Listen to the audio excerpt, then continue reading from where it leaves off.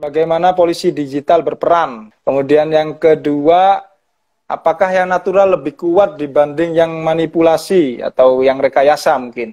Oke, pertama yang terakhir aja dulu ya, karena nyambung. Jadi Ya, kalau kita sering lihat ya, sering lihat lah di analisis saya buat itu kan ada peta jaring laba-laba kayak gitu. Yang natural biasanya jauh lebih besar daripada yang menggunakan robot ini, gitu. Dan robot itu biasanya dia ngerumpi. Jadi kalau di gambar itu mereka ngerumpi ya. Petanya ke sini dia nyempil aja sendiri.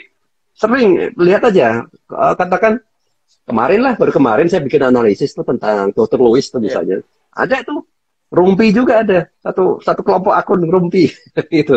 Nah itu pakai robot itu cenderungannya tidak natural. Ya. Sementara yang natural orang ramai besar. Jadi kalau secara volume. Ya, teman-teman, terima kasih sudah bergabung di beritabaru.co dalam acara bercerita, berbagi cerita di balik berita, edisi ke-55. Kita akan kedatangan tamu yang spesial, yakni ada Mas Ismail Fahmi, founder Drone Emprit. Mungkin teman-teman Twitter atau generasi Z, ya kan, lebih mengenal Mas Ismail Fahmi ini dengan mahakaryanya yakni Drone Emprit. Terima kasih Oke. banyak Mas Ismail Fahmi atas waktu yang diluangkan buat beritabaru.co pada agenda bercerita, berbagi cerita di balik berita edisi 55. Terima kasih juga kawan-kawan yang sedang nonton acara kali ini, talkshow kita pada malam hari ini dengan tema dari kebisingan menuju perubahan. Ini temanya ini sangat sastrawi gitu kan, sangat nyastra gitu kan. Meskipun nanti pembahasannya seputar terkait ini ya, terkait drone emprit dan sebagainya atau social network analysis begitu ya. Teman-teman sekalian, sedikit saya perkenalkan siapa narasumber kita pada malam hari ini. Tentunya adalah seorang yang spesial. Ini ada Mas Ismail Fahmi PhD. Beliau pernah belajar di ITB S1 Teknik Informatika dan S2 S3 di Belanda. Ini Universitas Groningen. Ini bacanya gimana Mas Ismail? Oke, ini Groningen. Pakai kho ya. Groningen. Groningen ya, Groningen ya. Mas Ismail Fahmi ini Bojonegoro Mas ya, Pantura. Iya, Pantura Pantura. agak ya. Ya, beliau juga founder dari Drone Emprit. Drone Emprit mungkin teman-teman di Twitter lebih mengenal Drone Emprit. Sebenarnya kalau Drone Emprit sendiri ini kalau nggak salah ini bagian dari PT Media Kernels Indonesia ya, Mas Ismail Fahmi. Dan juga Mas Ismail ini juga sebagai dosen tetap di Magister Teknik Informatika Universitas Islam Indonesia Yogyakarta. Oke, baik Mas Ismail Fahmi, ini saya panggil Mas saja biar nampak selalu muda begitu ya Mas Ismail ya. Ya, monggo Mas Muiz, silakan. Ya, terima kasih sebelumnya atas waktunya dan nanti juga ilmu atau pengalaman yang disampaikan. Terima kasih banyak. Dan teman-teman, terima kasih sudah bergabung. Ini kita akan membincang sebuah dengan tema besar dari kebisingan menuju perubahan. Nah, ini kalau konsennya Mas Ismail Fahmi ini sebenarnya ke sosial analis media begitu ya. Nanti teman-teman bisa mempertanyakan banyak hal terutama mengenai debutnya di Drone Emprit dan sebagainya.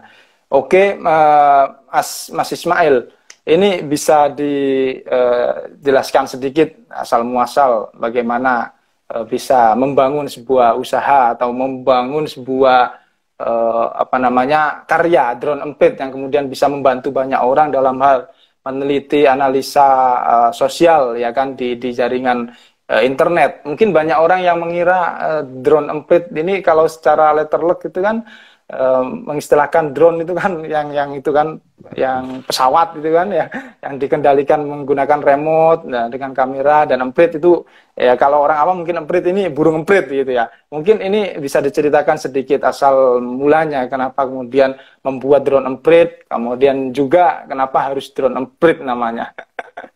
Mungkin Ya, itu dulu Mas Ismail Fahmi. Terima kasih.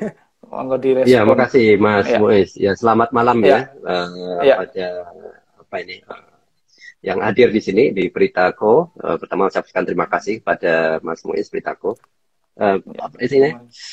Berita baru ya, berita baru Bro. Berita baru, iya. Berita baru Bro yang mengundang saya. Jadi tentang drone emprit nggak salah seperti ya Mas Boes tadi bilang bahwa itu saya bangun kalau nama drone emprit sendiri tahun 2016. Jadi ya, idenya kalau saya melihat banyak hoax, banyak disinformasi tahun 2016 itu. Orang lagi demo, kemudian tiba-tiba ada hoax bilang ada orang meninggal saat demo, padahal di situ kan nggak ada.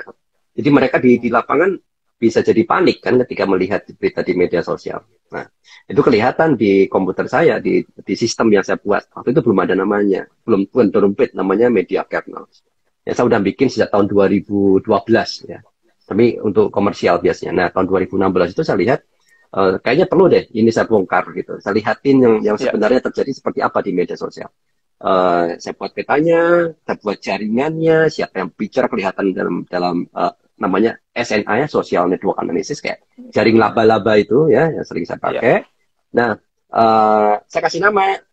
Kayaknya perlu nama apa ini biar lucu gitu. Jadi orang pada demo di Monas, saya terbangkan drone. Saya kan tinggal di Jakarta Selatan tuh, jadi nggak. Kalau mahasiswa saya juga demo. Sekarang udah tua, udah nggak pernah demo lagi saya. Bisa terbangkan drone. Bayangan saya itu pakai drone, terbang ke atas Monas sana. Dari Monas baru kemudian saya lihat kan peta dari atas kayak apa. Cuma saya drone-nya pakai Twitter gitu. Iya. Jadi saya monitor aja percakapan orang-orang di Monas, orang-orang di luar. Ada buzzers, ada influencers, ada mereka saling bertempur. Pakai Twitter kelihatan tuh. Nah, Twitter kan saya lihat logo Twitter kan kayak burung emprit gitu kan. Jadi saya pengen saya terbangin drone emprit. Gitu aja. Jadi drone dari Twitter. Kalau nggak salah sebelumnya juga itu pernah bekerja di Belanda itu Mas ya. Dan juga mungkin ada kaitannya dengan konsentrasi apa namanya kuliahnya Mas Ismail waktu di Belanda, jurusan Information Science ya. Nah, ya, itu, memang apakah ada keterkaitan ketika kehidupan di Belanda dan juga melihat kondisi di Indonesia gitu? Awalnya kan dari bidang saya itu kan information science. Information science itu kita belajar bagaimana mengekstrak informasi dari teks lah. Teks berita, teks dalam Twitter, dalam apapun gitu yang kira-kira dalam bentuk dokumen yang bisa dibaca oleh komputer. Saya bikin company namanya Media Kernel, saya develop sejak tahun 2009. Jadi saya lulus PhD 2009 saya ke Amsterdam. Di Amsterdam saya kerja di perusahaan Amsterdam sampai tahun 2014 itu saya bikin sendirian dan baru ujung-ujungnya itu bareng sama tim gitu. Dan itu semua menggunakan ilmu yang saya pelajari waktu master dan PhD tadi Belanda. Nah, di situ kita bisa ekstrak tuh dari dokumen siapa orangnya, dia bicara apa, orang ini berhubungan dengan siapa, organisasinya apa, semuanya bisa otomatis tuh. Jadi kita bisa petakan informasi dengan mudah pakai komputer. Nah, jadilah perusahaan. Ketika saya pulang ke Indonesia, namanya Media Kernels gitu. Nah, dari situ sampai 14, 15, 16 ya jalanlah biasa kayak gitu. Biasanya banyak perusahaan yang PR ya, public relation. Mereka pengen tahu ya, bikin campaign, kampanye, apakah rilis kampanye ini sudah mencapai target, bagaimana respon orang terhadap produk saya dan seterusnya. Itu aslinya seperti itu. Baru 2016 saya bikin analisis. Itu sampingan aja sebetulnya. Drone itu hanya sampingan, bukan yang utama. Drone itu sampingannya. Kita buat analisis free, saya taruh di Facebook waktu itu. Hampir rutin, hampir setiap minggu itu selalu ada kejadian-kejadian besar yang menarik, itu yang penting untuk diangkat. Saya analisis saat itu. Sampai sekarang. Berarti ini fokusnya Drone Emprit ini menganalisa segala hal ya kan, hiruk pikuk di Twitter begitu ya, Mas Ismail? Atau ya, bisa itu media sosial yang lain? Ada yang lain. Sebenarnya kan ada empat sumber media sosial, Facebook, Instagram, YouTube, dan Twitter. Ya. Dan satu lagi itu berita online, media online. Ya. Ini yang TikTok ini sedang lagi kita riset. Cuma di analisis Drone Emprit selama ini saya sering pakai yang dari Twitter. Yang lain itu sebagai tambahan saja. Ya. Yang lain sebagai tambahan karena tidak mudah dapetin data lengkap gitu. Kadang-kadang saya tampilin data dari Instagram, data dari Facebook, dari YouTube. Cuma kepanjangan itu kalau semua saya analisis. Jadi saya udah cukup dari Twitter aja dulu, yang penting cepat orang dapat beritanya. Kebetulan banyak kejadian atau isu itu diperbincangkan di Twitter. Jadi cukup besar itu data yang saya dapat. Mungkin sebelum drone emprit itu mungkin ada inisiatif apa atau mungkin keresahan dari Mas Ismail secara pribadi sehingga kemudian perlu membuat drone emprit ini untuk menyorot apa namanya fenomena atau opini-opini publik yang ada di media sosial gitu mungkin. Ya, betul sekali. Jadi ini kita itu sekarang di era media sosial dan informasi ya. Ada atau era istilahnya information ops. Jadi banyak pihak itu entah dari state, entah itu dari non state ya, negara atau non negara Ya. berusaha untuk membangun opini. Jadi kayak memanipulasi opini publik lah istilahnya. Kalau kita lihat dari perusahaan secara komersial, mereka melakukan kampanye iklan, itu normal. Sebetulnya itu kan memanipulasi opini publik lewat iklan kan.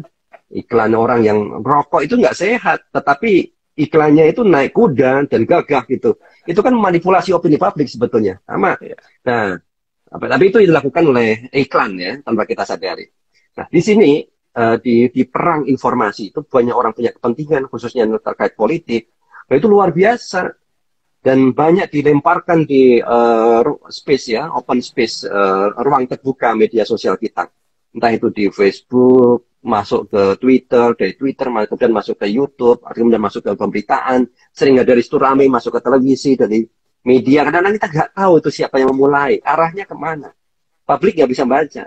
Nah, dengan big data, jadi sistem yang bisa menangkap banyak data, kita bisa analisis, kita petakan dengan mudah, dibaca. Jadi publik akhirnya bisa well informed lah, tahu apa yang terjadi. Jadi itu keresahan yang saya rasakan waktu itu, sehingga merasa ini harus dibuka ini data-data, tapi khusus yang kepentingannya buat publik, ya, ada hubungan dengan publik. Baik, memang mungkin kalau di Twitter kan cuitan-cuitan singkat begitu ya, Mas Ismail, sehingga banyak opini-opini yang hanya sekedar satu paragraf itu yang kemudian memicu sebuah kebisingan yang kemudian merespon berbagai fenomena sosial, politik dan sebagainya. Nah, kira-kira ini dari kebisingan-kebisingan itu kan kemudian memicu adanya trending topik begitu, Mas Ismail. Nah, kira-kira dengan adanya pertarungan opini di media sosial itu, lah bagaimana kemudian merespon sebuah demokrasi kan? Ini kan opini ini kan cepat sekali berkelindan, apalagi di Twitter itu kalau nggak salah mungkin per detik ya kalau Twitter ya Mas Ismail, per detik das kemudian di retweet, di mention dan sebagainya. Lah ini kan kemudian kita kesulitan mana yang benar-benar opini publik dari sebuah apa namanya dari apa namanya suara hati lah, suara hati masyarakat yang murni, kemudian mana yang buzzer, kemudian mana yang lain-lain gitu, atau akun-akun kampanye dan sebagainya. Itu bagaimana memotret ya Mas Ismail, memotret sebuah kebisingan dalam konteks kita malam hari ini mungkin ini ya, kemudian dari kebisingan lah itu seperti apa kita sebagai masyarakat memotret berbagai opini yang di situ pastinya dengan berbagai kepentingan gitu kan ya Mas Ismail. Itu gimana kira-kira Mas dengan memotretnya? Jadi pertama yang harus dipahami apa yang ada di media sosial tidak selalu menggambarkan opini publik. Seperti yang saya bilang tadi, bahkan di awal yang menjadi motivasi saya, media sosial bahkan dipakai untuk memanipulasi opini publik. Ada opini publik, tapi ada manipulasi juga. Ada upaya-upaya yang dilakukan oleh buzzers, kelompok-kelompok tertentu untuk melakukan kampanye dan macam-macam. Itu kan bukan gambaran opini publik, tapi itu kan rekayasa. Itu orkestrasi informasi, koordinasi untuk membentuk satu opini tertentu. Nah, apa yang bisa kita baca di media sosial itu dengan percakapan-percakapan kayak tadi, jadi kita bisa mengetahui, oh ada sebuah upaya yang dilakukan, kalau dari peta SNA, misalnya di kelompok ini ternyata lagi mengangkat hashtag ini, gambar ini, video ini, yang isinya ke arah sana. Oh, kayaknya sedang ada upaya untuk menggiring opini publik ke arah sana nih, misalnya. Kira-kira seperti itu. Ini kalau kaitannya dengan narasi yang sifatnya diorkestrasi ya, dibuatlah untuk memanipulasi. Tapi ada juga nggak jarang, sering juga itu menggambarkan opini publik. Dilihat datanya tidak ada ini manipulasi, ini murni publik kemudian saling merespon secara natural. Misalnya pada saat kita gempa bumi, nggak ada orkestrasi, orang dengan suara hatinya menyampaikan bela sungkawa, mengumpulkan dana untuk bertanya keadaan sana, apa yang bisa saling bantu. Itu mereka menggunakan media sosial, kasih tahu tolong ini misalnya di tempat ini belum ada bantuan, ini kondisinya, itu kan saling keluar tuh, itu real. Jadi Iya. kita harus bisa-bisakan. Sebetulnya nggak susah itu untuk memisahkan mana yang merupakan gambaran real, mana yang kemudian orkestrasi. Nah, apakah yang sifatnya noise kayak tadi ya, orkestrasi-orkestrasi Ya. itu tidak berguna? Berguna. Karena kita ingin mengetahui siapa bermain apa dan arahnya Ya. kemana. Jadi publik pun akhirnya, oh kalau gitu jangan terpancing ya dengan tagar ini nih. Tagar ini dibuat oleh kelompok ini nih, arahnya akan ke sana nih. Nah, Ya. kira-kira Berarti gitu lah. kebisingan di media sosial ini bisa diartikan sesuatu yang normal, gitu, Mas Normal di Ismail. media Maksudnya sosial. Ya, normal ya. Oke, baik. normalnya media Dan sosial ya seperti itu. ya, dan mulai dari awal mungkin ya Facebook bermula atau dan sebagainya gitu ya. Ini sebuah kenormalan gitu ya. Ya Mas Ismail ya. Dan Ya, juga kan betul. kemudian trending topik itu kan menjadi sebuah bahan ya kan, sebuah Hmm. media online atau sebuah media massa untuk membuat atau meneruskan atau membangun opini itu atau menuliskan sebuah berita. Nah, ini juga merupakan suatu kewajaran atau bagaimana? Karena terkesan trending topik itu menjadi sebuah isu umum yang kemudian bisa digoreng rame-rame oleh media online. Gitu, Mas Ismail. Ya. Ini juga sebuah kenormalan yang Hmm. dilakukan oleh media online itu, Mas. Misalnya ada Jadi trending topik, pertama, misalnya apa kemarin itu isu ya. eh, COVID misalnya ya, Hmm. apa PPKM darurat. Nah, sehingga Hmm. kemudian menggunakan itu untuk mengelola berita atau mengelola tulisan dan lain-lain gitu, Mas Ismail. Ya, jadi gini, coba dilihat ya, media sosial mana yang ada trending topiknya, yang sering dipakai. Twitter kan. Ya, Di YouTube Twitter. ada, oh ini lagi trending di YouTube kadang gitu. Tapi kan kalau di sana kalau di YouTube itu di-generate dari trend view barangkali apa lagi kemudian rame kontennya. Nah, tapi yang paling banyak dipakai menjadi bahan berita oleh media cetak, media online, atau televisi itu kan trending topik yang ada di Twitter kan. Di Instagram nggak ada tuh trending topiknya. Di Iya, TikTok ya ada kan. Di Facebook nggak ada trending topik. iya, Jadi yang ada disebut trending topiknya adalah Twitter. Nah, karena hanya ada di Twitter, akhirnya apa? Orang itu pada melihat itu. Baik itu wartawan, apalagi lagi offline, ada lagi online kayak gini, cari berita. Cari berita kemana? Di trending topik. Twitter. Dan semua orang yang menggunakan Twitter, pengguna Twitter kita meningkat pesat sekarang itu. Sekitar berapa kemarin 60-an sekian persen gitu. 60% Eh, ya. nah, udah ya sekitar segitu itu udah naik besar dari sebelumnya.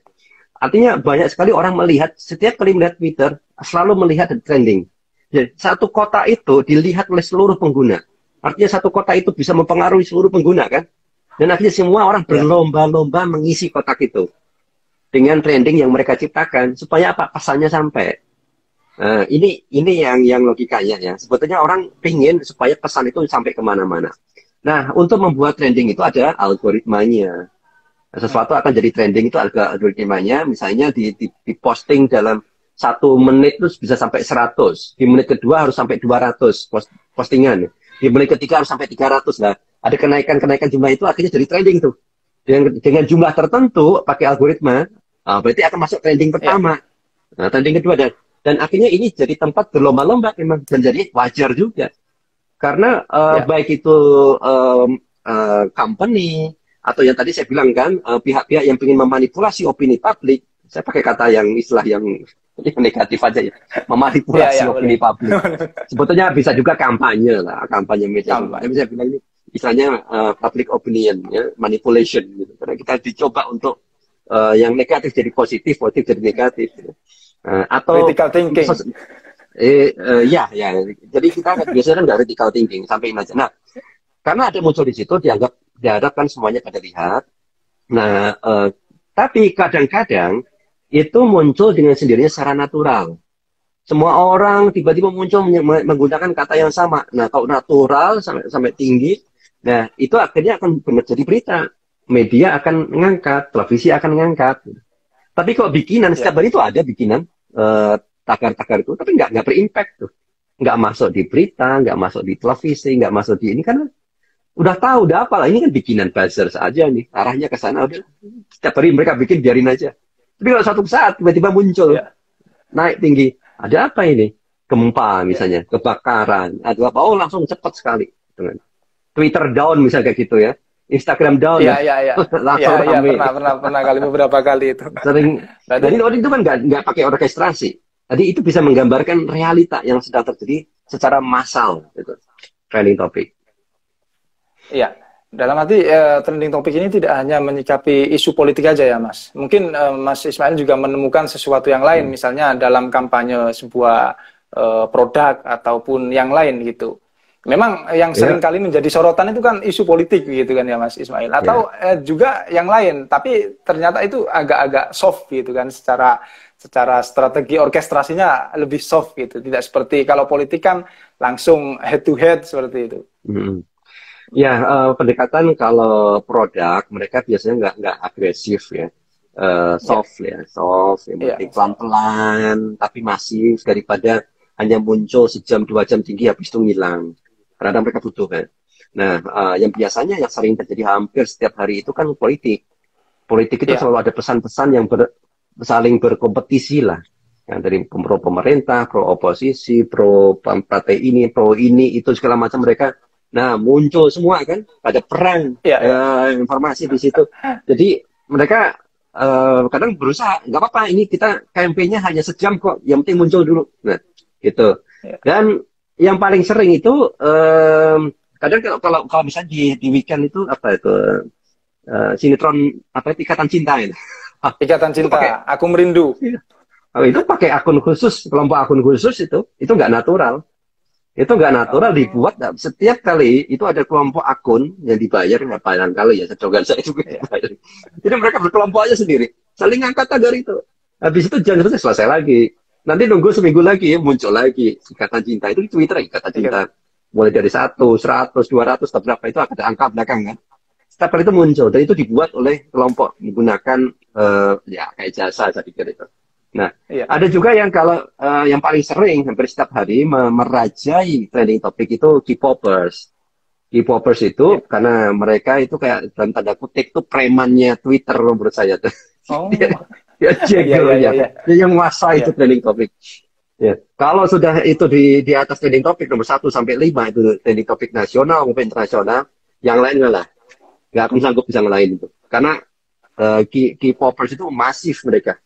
Secara natural mereka bergerak ngangkat tagar-tagar tertentu dan dengan apa solidaritas yang sangat tinggi itu nggak terkalahkan. Iya. Baik, Mas. Jadi kalau di Twitter itu kan banyak kepentingan ya, Mas. Orang yang melempar sebuah opini atau yang memainkan orkestrasi itu kan dengan berbagai kepentingan. Mungkin ini ada vis-a-vis ya antara kepentingan yang berbau orkestrasi politik sama gerakan sosial. Ini kan sebenarnya sama pentingnya dan ini seringkali ramai begitu kan.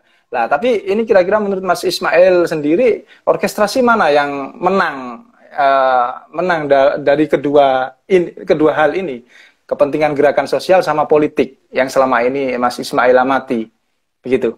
Nah, definisi menang ini apa nih? Kalau definisi Dalam, menangnya adalah ya mungkin sering menang di trending. trending, ya oke. Ya, Kalau itu jadi ukuran sering trending, dua-duanya bisa. Ya. Tapi yang ya, paling konsisten lama itu biasanya yang punya resource yang panjang. ya, Gerakan-gerakan sosial, mereka itu biasanya hanya aktif. Lagi aktif nih, semangat seminggu. Habis itu udah selesai. Gerakin ini kan nggak dibayar kan. Mereka harus ya, ya.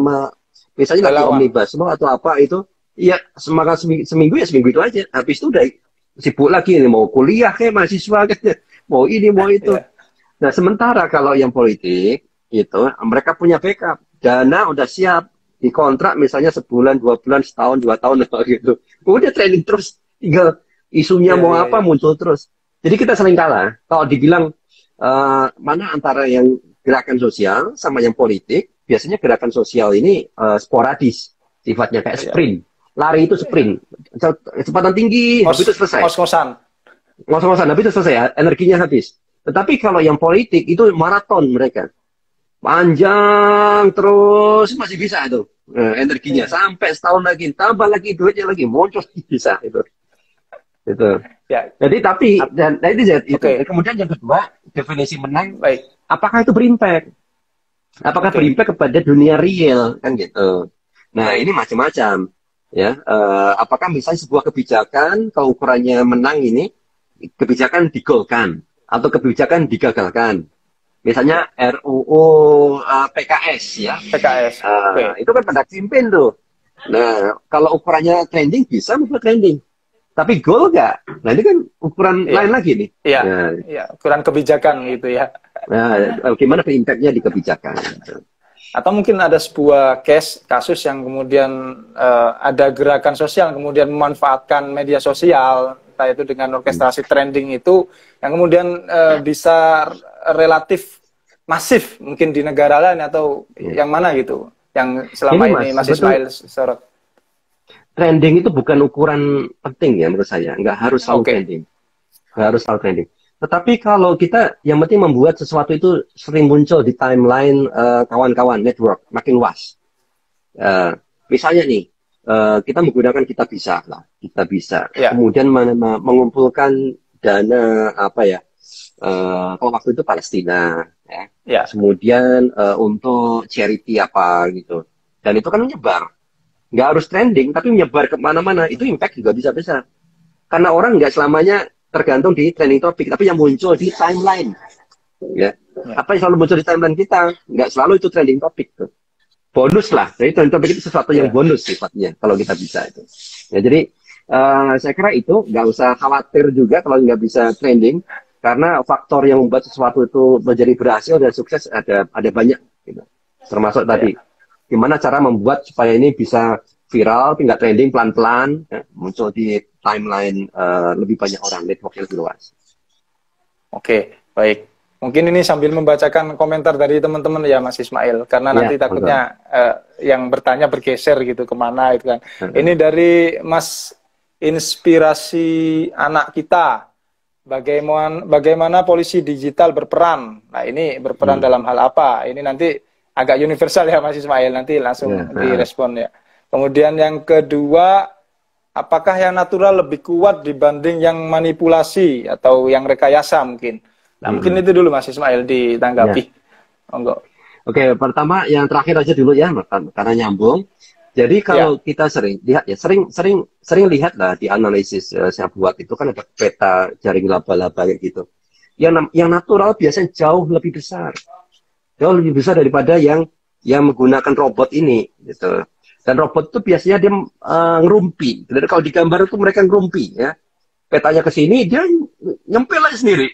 Sering lihat aja. Katakan baru kemarin saya bikin analisis tuh tentang Dr. Lewis tuh misalnya. Ada tuh rumpi juga ada. Satu kelompok akun rumpi gitu. Nah, itu pakai robot itu cenderungannya. Tidak natural ya. Sementara yang natural orang ramai besar. Jadi kalau secara volume biasanya yang natural itu jauh lebih besar daripada yang enggak. Nah, cuma kita kan lihatnya kan gini, yang tidak natural menggunakan robot atau program itu gunanya apa? Gunanya kadang itu untuk mulai mengangkat nih isu, membantu isu itu supaya tetap stabil tuh, naik terus gitu. Ketika orang lagi belum bicarain dia naik ya. Misalnya kalau Anda pingin jam 7 pagi sudah mulai trending itu kan harus dimulai jam 6, jam 5 pelan-pelan tuh. Dan siapa yang mau nge-tweet jam 5, jam 6? Mau Anda pakai program komputer kan bisa diprogram dulu. Nah, begitu orang mulai berangkat kerja, itu kan udah mulai itu agak kelihatan trending. Nah, mulai itu di pick up, ikutan. Tapi sebelumnya sudah dimulai. Nah, yang awal-awal ini yang bisa memulai itu yang tadi robot-robot tuh. Begitu sudah ramai tinggi ya sudah goodbye, robotnya istirahat dulu, orang udah bisa. Kira-kira gitu. Nah, soal polisi siber ya, polisi digital bekerja. Ini dia bekerjanya dengan mengamati kadang dari laporan ya, dilihat isu-isu tertentu lagi rame ya, postingannya kok kemudian menjurus bisa kena UITE nih orang kalau dibiarkan.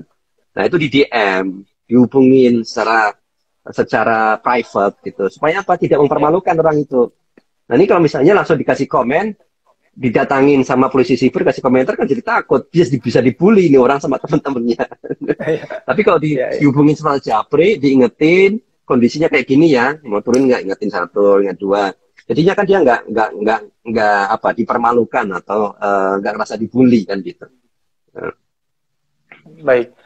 Oke, Mas. Jadi kemudian kita mengacu pada sebuah fenomena yang kemudian sempat ramai itu ya ketika ada demonstrasi RUU atau apa Cipta Kerja itu kan. Nah, itu kira-kira modelnya penyebaran opini publiknya di Twitter sendiri seperti apa itu, Mas? Kan sepertinya kan ada sesuatu yang beda, ya kan? Karena mungkin itu nggak ada sumber awalnya atau mungkin penyebaran pola yang hasil pengamatan dari Drone Emprit sendiri seperti apa itu yang Cipta Kerja kan sempat naik kemudian turun kemudian berikutnya di minggu berikutnya ada kayak rivalnya, maksudnya ada opini tandingannya itu. Bagaimana amatan Mas Ismail dan teman-teman terkait fenomena itu? Ya, RUU Omnibus Law Cipta Kerja itu termasuk isu yang sangat intensif ya dianalisis sama Drone Emprit.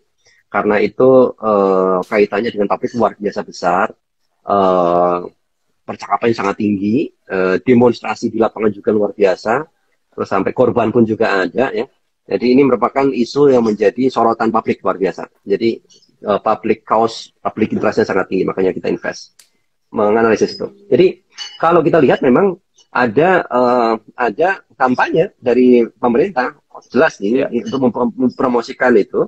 UU Cipta Kerja dari awal sebelumnya pelan-pelan waktu itu kan ingat juga kan ada di Instagram kan ada ya iklan siapa itu dibayar ada 10 juta berapa juta itu influencers akhirnya dibully rame-rame ada itu kemudian Adito balikin dia gitu nah, itu contoh ya sebenarnya itu menurut saya sih sah-sah saja ya untuk mempromot gitu tinggal isi kebijakan. Nah kemudian ada dari sisi masyarakat. Nah, dari masyarakat ini kalau kita lihat harus dibedah dulu dari golongan mana saja. Nah, di amatan Drone Emprit itu ada satu masa itu sangat intensif karena bersamaan dengan itu demo mahasiswa kan. Ada demo mahasiswa. Demo mahasiswa sama buruh ramai sekali sampai kerusuhan terjadi ya. Nah, pada saat itu tagar-tagar muncul pada bermain ya. Terus ada K-popers main. Ada dari kelompok oposisi yang ini residu pilpres itu bermain juga. Pemerintah sekarang kita nggak ada oposisi kan sebetulnya ya. Tapi pokoknya yang kontra pemerintah aja terus deh. Yang kalau dulu dilihat ya 01 02 gitu. Tapi yang masih belum bisa move on kan ada sekelompok nih. Terus kemudian ada dari kalangan mahasiswa dan aktivis. Ya, aktivis dan di Laksono itu aktivis. Dan itu kan dekat dengan mahasiswa kan narasinya sama ya. Terus dari kalangan akademisi, ya, misalnya Pukat UGM, yang lain-lain kan. Terus dari kalangan BEM, ya, BEM itu BEM sama mahasiswa tadi gabung ya, macam-macam. Terus kemudian dari buzzer pemerintah tadi, semuanya punya narasinya sendiri-sendiri, muncul semua di situ pada saat yang sama, sehingga kalau dilihat petanya punya kelompok-kelompok sendiri. Kalau tanpa pemetaan ini, kita ngelihat semuanya jadi satu gitu. Seolah mahasiswa ngangkat waktu itu pernah sebelum Omnibus Law itu RUU KUHP. Jadi pada saat RUU KUHP itu menarik. Mahasiswa dituduh mengangkat tagar turunkan Jokowi pada saat itu mahasiswa. Nah kalau sampai itu mahasiswa narasinya adalah turunkan Jokowi, akibatnya apa? Kamu menurunkan presiden di tengah jalan itu kan ilegal kan, inkonstitusional kan gitu. Akibatnya bisa dianggap gerakan mahasiswa itu inkonstitusional. Ya, kampanye apa tuh demonstrasinya kan inkonstitusional karena pengen menurunkan presiden, ya nggak? Presiden. Nah, itu diserang banget. Itu lihat ternyata mahasiswa mereka inkonstitusional ingin menurunkan presiden. Pakai SNA kelihatan mas. Mahasiswa saya nggak ngerasa kok kita nggak pakai tagar itu. Tapi apa buktinya? Di trending topik semuanya kan pada muncul. Nggak tahu siapa bicara. Di SNA kelihatan. Ternyata yang turunkan presiden itu dari oposisi saja. Ngumpul oposisi ngangkat tagar itu. Mahasiswa ngangkat tagar apa? Kejayaan memanggil sama reformasi di korupsi. Nah itu. K-popers ikutan tuh Aukarin dan kawan-kawan. Diperkosa negara. Diperkosa negara. Nah, pro pemerintah, tagarnya macam-macam. Percaya Jokowi, dukung Jokowi, dan yang lain-lain itu. Kelompok semua sendiri. Dari gambar itu clear. Jadi mahasiswa clear, nggak terbukti bahwa dia ngangkat tagar itu. Dan itu ada tagar ya punyanya si oposisi misalnya. Jadi karena ini saling tunggang menunggangi. Gitu. Bukan saling tunggang menunggangi. Oposisi sering menunggangin siapa yang bisa dimanfaatkan lagi rame. Iya. Nah, Oke, itu dari sisi petanya ya, peta Baik. pertempuran narasi. Nah, sekarang yang kedua, tren. Biasanya ketika ada isu kayak Omnibus Law itu, mentok-mentok 1 bulan itu. Rame seminggu, 2 minggu, ya. Termasuk itu K-popers ikut turun tangan tuh. Tolak Ya. Omnibus Law itu ada kan tagar itu sampai trending internasional. Paling 4 hari. K-popers tuh puasa mengangkat tagar mereka. Dan selama 4 hari, 4 hari, 5 hari lah, ngangkat tagar yang terkait Ya. dengan penolakan Omnibus Law itu. Ada 4 tagar atau 5 tagar itu bareng-barengan mereka angkat. Maka trendingnya sampai internasional. Gitu. Nah, terus habis itu selesai. Nah, tersisa kemudian mahasiswa. Habis demo kan masih ngangkat-angkat dikit. Habis itu akan kejar memanggil 2 atau berapa. Tapi David Ya. itu udah mulai turun gini. Ini saya bilang sprint tadi. Jadi Ya. berlari itu 400 meter. Ngos-ngosan, habis itu finish, selesai. Nah, sementara dari pemerintah, itu energinya panjang. Eh, memang nggak setinggi si K-popers tadi, Ya. tapi Ya. konsisten dia ada terus itu. Ketika ini turun ini masih ada tinggi sampai berbulan-bulan. Berbulan-bulan sebelumnya, berbulan-bulan setelahnya untuk Omnibus Law selalu tinggi. Jadi ini yang menarik. Ya, baik. Gerakan sosial masyarakat kalah dia. Ya, dia kalah dibandingkan dengan yang punya power politik itu. Ya, menarik sekali ya mengamati fenomena itu, Mas. Nah, kira-kira dari situ ada nggak peran yang kemudian kan rame itu kan dan sering bahkan mungkin 2 minggu lebih itu kan trending atau 1 bulan yang dikatakan Mas Ismail. Ada nggak itu bagian dari orkestrasi yang digerakkan oleh komunitas atau bisa dikatakan terorganisir atau memang alami aja, terus ngalir gitu kan, Ya, itu diimbangi dengan gerakan diorganisasikan. gerakan jalan. Ya, definisi di orkestrasi ini ada 2 ya. Orkestrasi Oke, kalau Buzzers itu orkestrasinya sangat terkoordinir ya. Ada oke, garis komando clear. Oke, dari pembuatan narasi, konten, kemudian turun ke buzzers, influencer, nyebar set. Nah, itu terkoordinasi. ya, Mahasiswa tidak seperti itu, tapi terkoordinasi juga. Jadi terkoordinasi. misalnya mereka sepakat, oke ya, kita sepakat mahasiswa ada BEM kan, ya namanya BEM SI seluruh Indonesia. Ya, Ada ya, KM ITB ya, kemudian BEM ya, UI, ada BEM UGM, ya, BEM mana-mana. Mereka kan ya, rapat itu. Itu koordinasi kan? Tapi koordinasi ya, lebih natural, gitu. Ya. Koordinasi ya, juga. Nah, akhirnya oke, yang tapi koordinasinya lebih luas. Mereka hanya bisa sampai ke level narasi dan tagar aja gitu. Dan materi-materi kontennya dibebasin, bebasin. Jadi mereka nggak bikin, oke kita menggunakan gambar-gambar ini saja. Ada gambar infografis tapi terbatas sekali sedikit. Mereka ya. bikin sehari ya udah itu aja dipakai. Padahal kadang perlu setiap hari bikin terus. Tapi mereka nggak ada energi atau mungkin tim yang bikin tagar ini. Beda dengan yang tadi, yang dari pemerintah Omnibus Law, kreatif mereka. Terus setiap hari itu ganti terus gambarnya. Ganti terus. Tagarnya juga ganti terus. Sementara ini tagarnya Ya, sama aja. Gitu. Jadi ya, itu bedanya. Koordinasi yang sifatnya natural, loose, itu nggak bisa banyak berubah-ubah tagarnya. Harus satu panjang terus.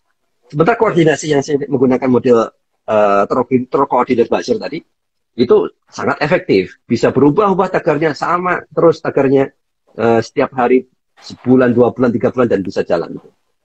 Makanya ini harus belajar. Kalau misalnya dalam kontestasi narasi antara ya, civil society lah itu ya, dengan kadang berbeda sama pemerintah, harus coba perhatikan itu. Seberapa besar punya energi dan bagaimana itu bisa mengorkestrasi narasi-narasinya sehingga bisa lebih kreatif, berubah-ubah, segar dan berlangsung panjang gitu. ya. Baik, Mas. Dari situ kira-kira apa yang kemudian perlu dipelajari atau menjadi bahan evaluasi dari teman-teman dari gerakan sosial itu agar kemudian nafasnya entah itu yang di dunia nyata dan juga dunia online itu bisa memiliki impact mungkin sampai kepada kebijakan itu. Karena memang kalau dilihat ya demonstrasi yang kemarin itu kan sangat letupannya kan sangat luas, bahkan sampai ada turun jalan. Selain trending ada turun jalan. Gitu, Mas. Kira-kira ada Ya. masukan nggak, Mas, terkait pola-pola yang bisa dievaluasi oleh gerakan? Karena seringkali kan gerakan sosial ini kan kalah sama gerakan seperti yang disampaikan Mas Ismail Iya. tadi. Seringkali karena memang modalnya mungkin ya, secara modal juga nggak ada, begitu. Hmm. Jadi harus dilihat pertama karakternya tidak bisa maraton ya. Ya, Nah, artinya program-programnya yang harus dibuat, diciptakan yang sifatnya ya bukan maraton, itu gerakan maraton. Mungkin bisa bentuknya estafet barangkali ya. ya, Pola-polanya estafet. Ini narasinya ini, habis itu narasinya apa, habis itu narasinya apa misalnya gitu. Dan harus ada, selalu ada uh, um, itu. Dan kalau bisa dipaksaan harus harus maraton terus, nggak mungkin mas. ya, Mahasiswa itu ada saatnya turun, aktif. Habis itu kan harus belajar, ujian. Kalau sudah mau ujian nggak bisa diganggu. Ujian nomor iya, iya, satu. benar, benar, benar. Disuruh lari nggak bisa. Nggak bisa. Iya, Tetap iya, aja. Ada saat-saat tertentu mereka bisa. Jadi karakternya memang gitu. Kita nggak bisa paksakan naturalnya seperti itu. Ya itulah dimanfaatkan dengan karakter yang ada ini. Artinya membuat perubahan-perubahan yang bisa dilakukan, yang berimpact dengan gaya-gaya yang bukan maraton tadi. Gaya-gaya sprint tadi atau jarak jauh dikit lah gitu. Saya kira itu pola-polanya yang harus diubah. Nah, gimana dipikirkan itu bisa memberikan impact, ya. Gimana bisa baik. memberikan impact dalam kondisi yang pendek tadi. Itu yang harus Ya. dipikirkan. Kira-kira kalau bedanya ya penyebarannya di media sosial dengan demonstrasi yang dilakukan oleh kaum populisme Islam kanan itu yang 212 dan sebagainya itu polanya ada kesamaan atau beda, Mas? Nah ini menarik ini. Dari Kalau pengamatannya. kalau ya kalau mahasiswa tadi ya dia modelnya sifatnya sprint. Nah Sprint kalau ya. yang Islam kanan atau 212 kemudian juga ada ini yang sering masih jalan terus tuh eh HTI ya, Oh ya, ya, khilafah HTI. ya. Itu Khilafah, khilafah. maraton mereka. Kalau mereka bisa maraton. Oh. Nah, Iya. karena kenapa bisa seperti itu? Karena ada organisasinya. Ya kan organisasinya ada. Dan organisasi itu punya visi, punya misi, dan di situ kan bisa ada mahasiswa, ada di kalangan apapun. Dia bisa konsisten terus. Kegiatannya ada terus. Dan saya perhatikan memang kayak misalnya dari HTI, meskipun udah nggak ada, tetapi di Twitter masih sering itu trending topik. Itu hampir setiap minggu selalu ada itu. Ya, khilafah Oh. Indonesia, khilafah solusi, dan seterusnya masih ada itu. Nah, kalau yang dulu itu 212 sampai sebelum FPI dibubarin ya. Jadi begitu FPI dibubarin, udah habis tuh, udah nggak ada lagi, sudah nggak muncul ya tagar-tagar itu. Yang tersisa paling tagar-tagar yang kaitannya dengan oposisi tadi. Kadang kalau sekarang ini di saat arahnya turunkan Jokowi, kapan Jokowi turun, ya kayak gitu. Tidak, narasinya sama sejak dulu itu turunkan Jokowi terus Iya. itu arahnya. Eh, Sebetulnya kan nggak banyak yang membeli ya. Ide itu nggak banyak yang membeli ya. Kayak mahasiswa pun juga nggak pengen membeli ide turunkan Jokowi itu enggak gitu. Lebih ke kritik jadi kan gitu. Baik. Mungkin ini ada pertanyaan lagi, Mas, dari Hamyat. Untuk Instagram petanya sama tidak dengan Twitter? Kemudian, Mas, untuk tagging positif versus negatif seperti apa tekniknya? Oke. Jadi mungkin Jadi kalau peta di Instagram. ya em, di Twitter itu bedanya ya, Twitter sama Instagram bedanya gini. Kalau di Instagram ya kita di Instagram dulu ya. Kita akan muncul di timeline itu eh, muncul di timeline kan biasanya apa yang kita follow ya. Dan kemudian juga apa yang di like sama teman dan polanya itu kan kita memberikan komen kan ya. Kita memberikan komen. Terus kita kalau mau nge-share ulang itu kadang kita mikir kan. Benar-benar Ya, yang penting saja kita akan repost gitu. Nggak mudah kita akan repost itu. Tapi kita ngasih komen kan di situ ya model gitu. ya, Baru cocok banget kita repost. Ya, di Twitter itu orang saya bisa baca, saya suka sedikit ya udah retweet bisa tuh. Karena apa? Begitu muncul di timeline itu yang kemarin itu udah nggak kelihatan di timeline, udah hilang ya. Di timeline kita udah nggak muncul lagi. Jadi ya, benar-benar pendek. Usia dari postingan kita di Twitter sangat pendek. Jadi kita itu bisa nge-like, bisa nge-post, kemudian bisa retweet, dan kita ya biarin aja hilang setelah 1 jam. Habis itu kita repost lagi, kirim lagi, tweet lagi. Sementara kalau di Instagram kan enggak. Di Instagram apa yang muncul itu seminggu yang lalu masih kelihatan aja di timeline kita. Kelihatan gambar gede-gede kota gitu. Jadi kita mikir-mikir banget. Akibatnya apa? Akibatnya adalah di Twitter itu bisa sangat bebas, informasi itu nyebar ke sana kemari, fluid. Ya, katakan ini ada orang yang followernya sedikit, klan sedikit, begitu itu kok dia bikin pendapat yang aneh banget misalnya, yang COVID tidak ada entah misalnya gitu ya, pokoknya Ya. kontroversial banget, di pick up sama satu orang influencer, nyebar itu, tapi itu bisa nyebar kemana-mana dari satu orang ini. Nah kalau di Instagram tidak secepat itu, ya tidak secepat itu. Untuk kemudian sesuatu itu kecil itu bisa nyebar kemana-mana, itu bisa. Nah akibatnya kan ya, kita lihat kalau di peta social network analysis,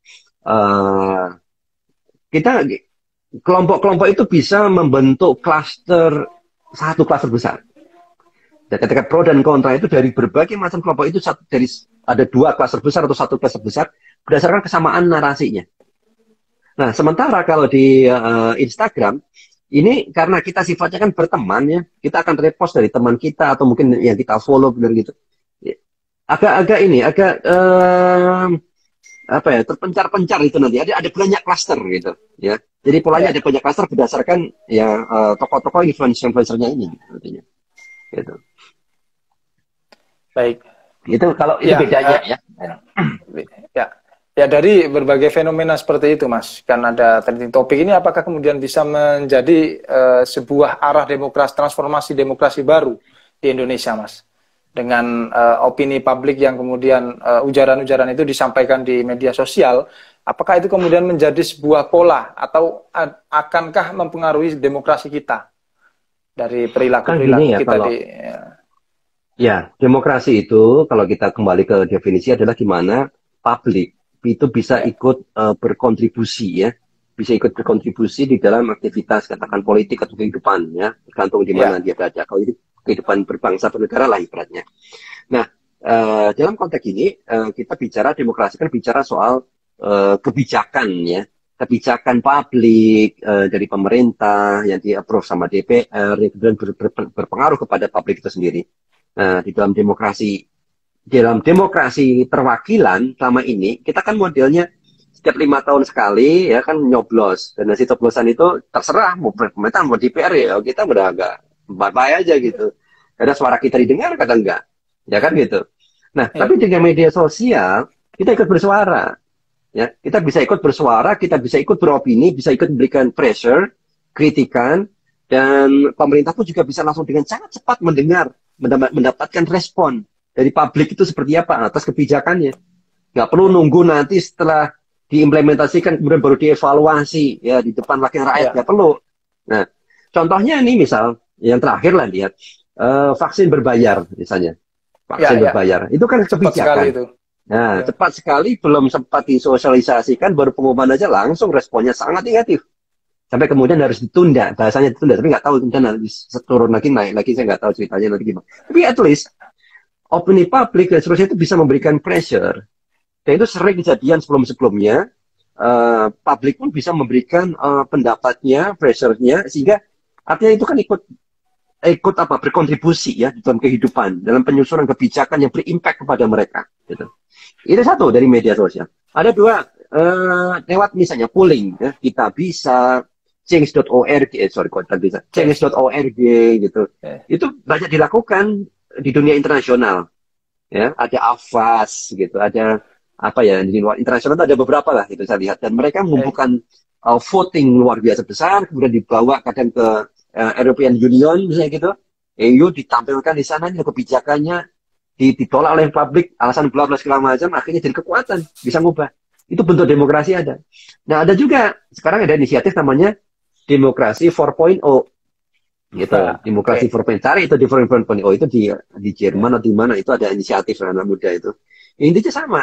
Gimana kebijakan di dalam sebuah kota, pemerintahan, di situ ada legislatif, ada kemudian juga wakil rakyat bisa ikutan melakukan polling, mendengarkan suara publik, mendapatkan masukan untuk penyusunan kebijakan. That's demokrasi. Jadi ini sebetulnya demokrasi ke depan harusnya gitu ya. Di era informasi kita sudah semakin setara, harusnya ada perubahan ya, ada impact lah dari media sosial ini terhadap demokrasi. Ya, Nah, tetapi dari ya boleh. ada namanya buzzers yang dia Nah, ini. mengintimidasi orang-orang berpendapat. Nah, dalam konteks itu merusak demokrasi. Ya, buzzer-buzzer yang diciptakan mereka untuk mengintimidasi, terus kemudian melakukan doxing ke orang-orang yang berbeda pendapat, menyerang beda pendapat.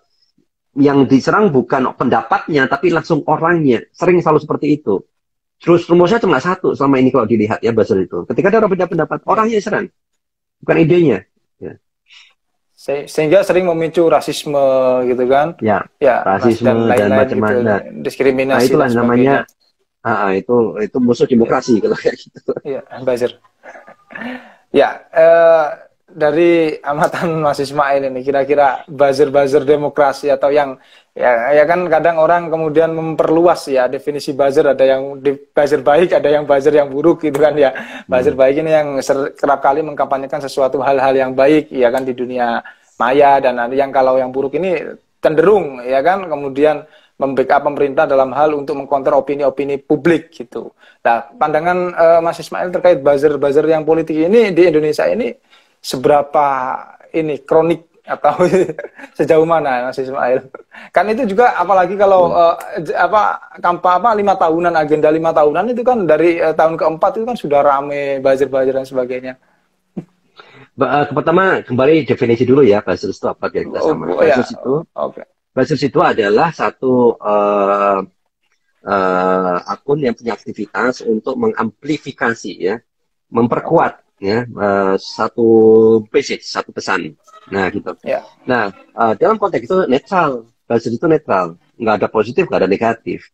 Nah, buzzer yang membantu kayak tadi, oke misalnya nih ada Twitter tolong please do your magic misalnya ini. Ada orang butuh bantuan, rumahnya hancur, kecelakaan, nggak ada orang, ya misalnya itu. Diamplifikasi, bantu ngangkat. Nah, itu kan positif. Ya, Ya. kita nggak usah dibayar secara sukarela bisa menjadi buzzers untuk menyebarkan luas lagi. Ya, itu buzzer positif. Ada buzzer positif dalam artian mungkin netral lah ya, biasa saja. Perusahaan, oke ini bikin ikan air ya air mineral misalnya dijual promosi bla bla supaya ini nah ikut mengamplifikasi dibayar dia. Nah, itu kan seperti sama aja dengan artis ya. Ya. Membantu mengamplifikasi saja. Nah, dalam konteks itu oke. Nah, tapi masalahnya sekarang buzzer itu sering muncul dalam konteks politik. Ya, jadinya akhirnya dianggap semua buzzer itu negatif. Padahal enggak harusnya. Nah, makanya muncul namanya buzzer RT karena yang dibayar dan arahnya spesifik untuk kemudian melakukan kampanye. Kampanye kalau RP ini biasanya yang dari pro pemerintah yang menyerang publik kan gitu ya. Nah, kalau yang dari publik itu apa itu istilahnya kadrun ya. Mereka bilang ini kadrun. Ya. Kalau yang ini dibilang bahwa ini buzzer RP sama. Ya. Nah, nampaknya jadi negatif ya. Jadi konteks ini jadi negatif karena negatif positif itu tergantung gimana mereka berperilaku sebetulnya kan. Iya. Kalau buzzer-buzzer perusahaan itu biasanya baik ya. Nggak mungkin lah mereka dengan gaya baik negatif ya. Kecuali memang ada sengaja untuk melakukan black campaign, nggak pura-pura sebagai pengguna memberikan testimoni yang negatif tentang satu perusahaan padahal dibayar oleh perusahaan yang lain, ada juga itu. Jadi harus lihatnya. Ya. Jadi benar-benar netral di sini ya, harusnya buzzer itu netral gitu. Nah, politik Ya. yang kemudian membuat makna buzzer jadi negatif. Oke, baik ya Mas. Menarik sekali obrolan kita. Ini kita kembali sedikit mungkin agak serius ya, atau mungkin lebih ke drone emprit-nya. Mungkin ada teman-teman di sini yang istilahnya pengen tahu terkait drone emprit dan bagaimana ketika teman-teman pengen melakukan sosial analisis gitu kan, sosial data analisis gitu kan di drone emprit, bagaimana mekanismenya gitu kan, social network analysis network gitu. Kira-kira seperti apa Mas? Langkah-langkahnya Nah, gitu. pertama Janpet dulu ya. Janpet itu Ya, Janpet. sebetulnya entitas komersial ya, tidak terbuka. Aslinya nih, jadi tidak semua orang bisa mengakses Janpet sendiri. Bisa itu kita kerjasama dengan PR agency atau mungkin ada lembaga pemerintahan, mereka meng-hire service kita. atau mungkin lembaga apa perusahaan hanya sekedar itu mereka bisa pakai ya kita training dan seterusnya. Tapi ada juga kita bikin namanya Drone Emprit Academic. Drone Emprit Academic ini free tapi buat akademik. Jadi kalau Anda mau nulis paper, nulis artikel, nulis jurnal, pengen melakukan penelitian yang basisnya perlu data, nah itu bisa daftarnya di DEA ya, .uii.acid, jadi Universitas Islam Indonesia. Drone Emprit Academic DEA.uii Universitas Islam Indonesia.acid. Nah itu karena kebetulan saya kan ngajar di sana jadi Drone Emprit menghibahkan software ini supaya bisa dipakai oleh akademisi. Jadi kalau Anda bukan akademisi, pengen ngambil data itu untuk jualan nggak boleh, untuk konsultansi nggak boleh gitu, karena itu sudah komersial. Nah kalau komersial hubungin aja Drone Emprit-nya sendiri, nanti ada mekanisme. Tapi kalau mau belajar, tadi bisa ya dari Drone Emprit Academic itu sumber datanya hanya satu dan Twitter saja, tapi gratis kan, Twitter saja. Nah nanti bisa di situ belajar menggunakan social network analysis, sentimen analisis, semuanya ada, semua bisa dilakukan di situ. Ya, kita kadang-kadang melakukan pelatihan atau bisa diskusi bareng dengan teman-teman di sana. Ada ratusan, ribuan kalau nggak salah anggotanya. Dan kalau dilihat di Google Scholar Google ya, scholargoogle.com, search aja Drone Emprit. Kemarin saya coba udah ada 166 artikel yang menggunakan Drone Emprit itu di Google Scholar. Artinya sudah banyak publikasi ilmiah di sana menggunakan Drone Emprit. Syaratnya itu harus menyertakan misalnya seorang peneliti atau dari kampus mana begitu, Mas? Ya, ada misalnya penulis lepas gitu. Boleh, buktikan bahwa ada contoh-contoh tulisan, memang menulis orang ini. Gitu. Kalau nggak ada bukti nulis, nggak ada bukti bahwa dia itu belum melakukan penelitian, nah jangan-jangan dia hanya mau lihat-lihat data aja nih. Iya, baik. Dan kabarnya harus setor artikel ya setelah project. Nah, ya kan buktinya itu. Dikasih data, ya kan habis itu harus nulis tuh. Jadi selama 2 bulan kalau nggak nulis kita kick out tuh. Oh iya. Saya tahu itu Drone Emprit dari teman saya di Brawijaya yang sempat menganalisa kondisi jejak-jejak khilafah di dunia maya itu, khususnya di lingkaran Malang itu, Mas Ismail. Oke, tapi ini berikutnya di Drone Emprit ini juga bisa menganalisa di media sosial yang lain, Mas, misalnya Facebook atau Instagram. Bisa. Gitu. Ya bisa, makanya di Drone Emprit yang betulan, bukannya akademik, itu lengkap gitu. Biasanya untuk keperluan analisis lebih dalam, ya, klien-klien lebih dalam itu kita kasih lebih lengkap. Ini analisis di Facebook, di Instagramnya kayak gini, di YouTube-nya seperti ini, di Twitter-nya gini, di berita online seperti ini, lengkap gitu. Ya. Nah, kalau Mas, itu kira-kira datanya disajikan itu ke belakang berapa tahun? Maksudnya lama-lamanya, jauhnya gitu kan. Kabarnya kan kalau terlampau jauh itu kan sulit untuk dijangkau dan juga kalau mau komersil kan mahal gitu, Mas. Ya, kalau dia kan sumber data itu. Kalau news kita punya cukup banyak lah, 4 tahun ke belakang masih bisa. Kalau Twitter, kalau mau bayar mau bisa sampai awal Twitter, kita bisa itu. Tapi harus bayar, setiap aksesnya itu kembali ke Twitter, dan itu cukup mahal itu. Itu cukup mahal untuk memberikan beli data dari Twitter. Nah, kalau mau gratis ya 7 hari ke belakang. Itu gratis data, pembelian datanya sendiri dan Twitter gratis. Jadi tinggal pengolahannya menggunakan engine Drone Emprit itu sendiri aja, collecting data, itu kan butuh komputasi, itu analitik semuanya itu, tinggal itu. Tapi kalau ingin lebih dari 7 hari, kita belum pernah download itu datanya, ya harus beli dari Twitter. Ya, nah itu mahal. Kalau yang akademik itu, yang Drone Emprit akademik, Mas, itu bisa sama sampai Drone Emprit malah itu enggak, itu hanya terbatas sama 7 hari ke belakang. Oh, 7 hari terakhir gitu ya? Kan dari Twitter aja, kita nggak sediain fasilitas banyak gitu. Jadi kalau peneliti ingin melakukan penelitian, ya dia harus berpikir ke depan, bukan masa lalu. Iya benar. Kalau ke depannya bisa berarti? Ya, ke depannya bisa. Jadi tunggu kan, oke, sekarang kumpulin sampai ke depan. Oh, gitu, siap. Baik, Mas Ismail, sudah hampir 2 jam kita berbicara banyak terkait social network analysis dan juga kebisingan-kebisingan di dunia maya. Kira-kira mungkin ini harapan atau pesan-pesan terakhir dalam kesempatan ini ya, bukan pesan-pesan terakhir yang lain. Gitu.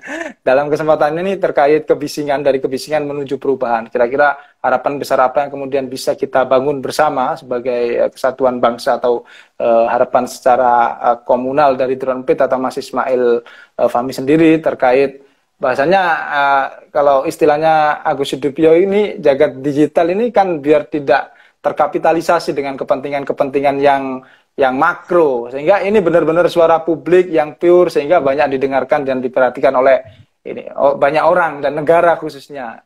Monggo Mas, sebagai penutup. Mas Muiz ini bacaannya luar biasa nih kayaknya. Dari apa, Mas Agus Review, terus ya itu teman-teman saya semua itu kan. Terus pergerakan kemahasiswaan paham semua. Oke, jadi terkait dengan itu yang kaitan saya spesifik lah, saya harapan saya dari sisi Drone Emprit ya, setelah melihat berbagai isu selama ini adalah kita perlu mulai mengajak publik itu untuk melihat isu-isu itu berbasis data, karena sering itu saya nemuin common opinion setelah saya analisis berbeda hasilnya. Itu penting sekali. Jadi sering orang bicara seperti A, B, C. Saya sendiri juga sama, kadang saya berpikir kadang A, B, C. Ternyata hasilnya D gitu. Pas lihat datanya D. Nah, kok beda ya? Nah, itu menarik jadinya. Dan tentunya tidak banyak orang yang bisa melakukan dan berkesempatan melakukan itu. Tapi kalau bisa, kita bisa kerjasama itu atau melakukan sendiri lewat Drone Emprit akademik misalnya. Buat analisis berbasis data, isu-isu berbasis data di sana, dan share kepada publik. Publik perlu diedukasi ya. Berarti basisnya data. Di-share informasi-informasi, analisis basisnya data, bukan opini gitu, ya.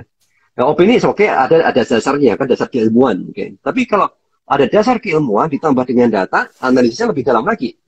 Nah, ini yang menarik saya kira ya, yang bisa kita lakukan di era big data sekarang ini, di era artificial intelligence, kita bisa move on ke sana. Dan ini tidak hanya bisa dilakukan oleh mereka yang di bidang sains informasi. Bahkan jauh yang paling sering minta dapat pelatihan ya dari kami itu adalah dari jurusan sosial, Visipol, ya, kemudian psikologi, kemudian juga ekonomi, Visipol, sospol, ekonomi ada. Yang engineering malah hampir nggak pernah, karena mereka bisa bikin sendiri. Orang engineering, ya, informatika, komputer, biasanya mereka lebih butuh ke algoritmanya. Gimana sih mesin learningnya? Gimana sih cara ini? Tetapi yang memanfaatkan mesin kayak Drone Emprit itu untuk menganalisis data menjadi sebuah cerita, itu dari ilmu sosial kebanyakan. Ya.